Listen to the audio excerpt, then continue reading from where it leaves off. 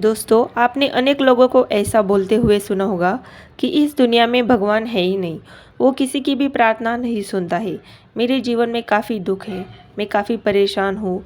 अगर भगवान है तो वो मुझे इससे बाहर क्यों नहीं निकालता? इस दुनिया में सच का कोई नहीं है, वगैरह वगैरह। दोस्तों, अगर आप लॉ ऑफ अट्रैक्शन को समझते हैं तो आप भूलकर भी ऐसी निगेटिव बातें नहीं बोलेंगे।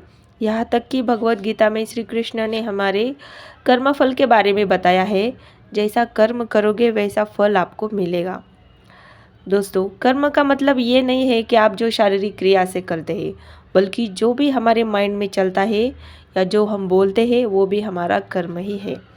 अगर आप हर दिन भगवान के सामने अपनी दुखों की दास्तां बयां करते हैं, जैसे कि हे भगवान, मेरे घर में सुख शांति नहीं है, मैं बहुत पीड़ित हूँ, मेरे पास पैसा नहीं है, मेरे आसपास के लोग बहुत ही बुरे हैं, मेरी सहायता करो, मेरी मदद करो।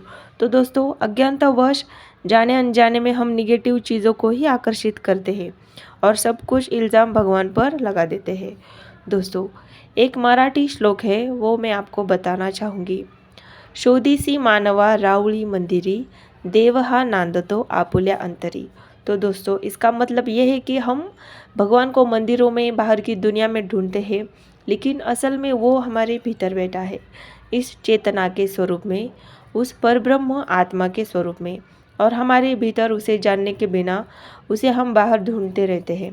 दोस्तों, अगर पॉजिटिवली सोचे तो भगवान ने हमें बहुत कुछ दिया है जो हमारे कल्पना के परे है।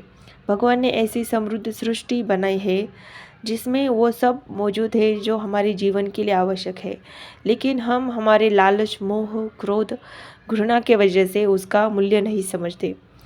जो हमारे पास है उसको हम नहीं देखते, लेकिन जो हमारे पास नहीं है हम उस पर ध्यान देते हैं, और यही हमारे दुख की वजह होती है, क्योंकि हम हमारे जीवन की तुलना हर समय दूसरों की जीवन से करते हैं।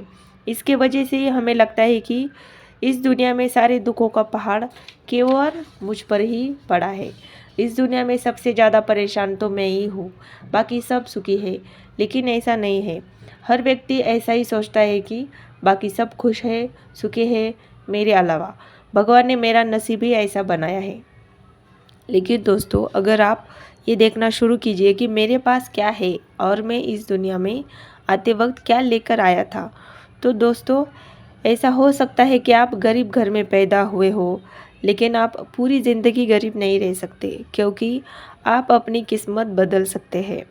दोस्तों, आपने ये भी सुना होगा कि पैसों वाले के पास ही पैसा आता है, जो सुखी है उनके पास ही और सुख आ जाता है। तो इसका मतलब ये भी है कि जो दुखी है उसके पास दुख ही आएगा। तो दोस्तों, यही है लॉ ऑफ अट्रैक्शन। जैसा आप सोचोगे वैसे आप बनते चले जाएंगे। ये कोई अंधश्रद्धा नहीं है, बल्कि सच है। दोस्तों, बचपन से आपने ये नोटिस किया ही होगा कि जैसा आप सोचते हैं वैसा ही आपके साथ हुआ है, और आगे भी ज़रूर होगा, क्योंकि हमारा वर्तमान में किया हुआ कर्म ही हमारा भविष्य निश्चित करता है। तो दोस्तों, आप वर्तमान में जो भी आपके पास है उसके लिए भगवान को धन्यवाद कहना सीखिए। उस यूनिवर्स के प्रति ग्रेटिट्यूड व्यक्त कीजिए।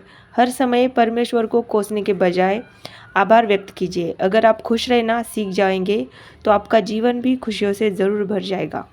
आज से ही भगवान के सामने अपनी परेशानियों की लिस्ट हटाकर जो कुछ भी आपके पास है उसके प्रति धन्यवाद देना शुरू कीजिए। 100% आपका जीवन ज़रूर बदलेगा। तो दोस्तों, आज की वीडियो में बस इतना ही। ऐसे ही आध्यात्मिक और मोटिवेशनल बातों से जुड़ी हुई वीडियोस के लिए चैनल को सब्सक्राइब ज़रूर कीजिए। वीडियो पूरा देखने के लिए आपका बहुत बहुत धन्यवाद। हरे कृष्णा।